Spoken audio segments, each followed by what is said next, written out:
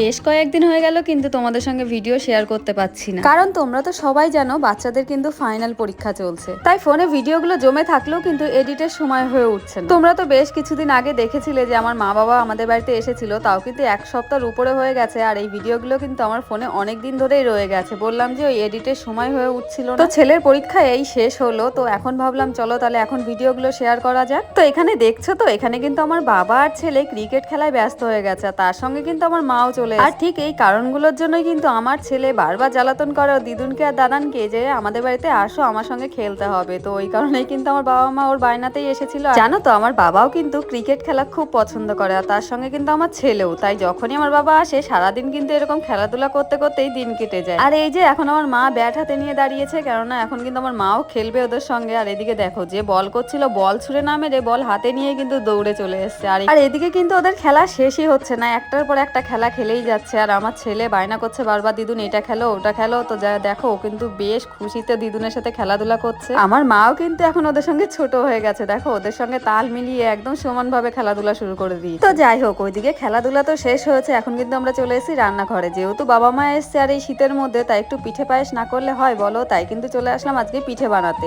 আজকে বানানো হবে ওই যে দেখতেই পাচ্ছ, মা বানাচ্ছে কিন্তু ছাঁচের পিঠে বা কাচি পিঠে, যাই বলো তোমরা, ছাঁচের পিঠে অনেকে সরা পিঠে যেটাই বলো। তো আর আমি এদিকে বানাচ্ছিলাম পাটিসাপটার জন্য পুরটা, ভিতরের পুরটা বানিয়ে নিচ্ছিলাম আমি। আর এদিকে মা বানাচ্ছিল হলো সরা পিঠে। আর বাবা যেহেতু বাড়িতে থাকে না, তোমরা সবাই জানো আমার বাবা কিন্তু উড়িষ্যায় থাকে কাজের, আর বাবা কয়েকদিনের মধ্যে কিন্তু চলে যাবে উড়িষ্যায়। তো ওই জন্য ভাবলাম যখন এসে চলো একটু পিঠে বানিয়ে দিই। আর এই ছাঁচের পিঠে না গ্যাসে ঠিকঠাক হয় না, তো ওই জন্য কিন্তু ভাবলাম চলো তাহলে এই পিঠেটাই বানিয়ে দিই। বাড়িতে তো অন্য অন্য পিঠে গ্যাসে করে খেতে পারবে, কিন্তু এই পিঠেটা আর বাড়িতে হয় না ঠিক মতো। তো ওই জন্য আগে এই পিঠেটাই বানিয়ে নিলাম। তো আমাদের এই পিঠে কিন্তু হয়ে গেছে, আর দেখো এটা দুধে কিন্তু জালও হয়ে গেছে। তো সবাইকে এখন বাটিতে বাটিতে নামিয়ে দিয়েছি, তারপরে তোমাদেরকে কড়াইতে দেখালাম যেটুকুনি বাকি। শীত তো বেশ ভালোই পড়ে গেছে, আর সবার বাড়িতে নিশ্চয়ই পিঠে পুলিও শুরু হয়ে গেছে। আর তোমরা কারা কারা এই পিঠেগুলো খেতে ভালোবাসো আমাকে কিন্তু অবশ্যই কমেন্ট করে জানিও। আর আমি কিন্তু পিঠে অতটা ভালোবাসি না, তবুও আমার পিঠে নাকি সবার খুব ভালো লাগে খেতে, আমি বানালে নাকি সেটার খুব ভালো হয়। তো সবাই খেয়ে প্রশংসা করে। তো যাই হোক, বাড়ির জন্য একটু পাঠিয়ে দিয়েছি যেহেতু বাড়িতে বোনরা রয়েছে। আর এদিকে দেখতেই পাচ্ছ আমার মা কিন্তু এখন রেডি হয়ে গেছে, বাড়ি চলে যাবে, বেরিয়েও যাবে এখনই। বাবাও রেডি হয়ে বাইরে বেরিয়ে গেছে। তো চলো টাটা, আজকের মতো।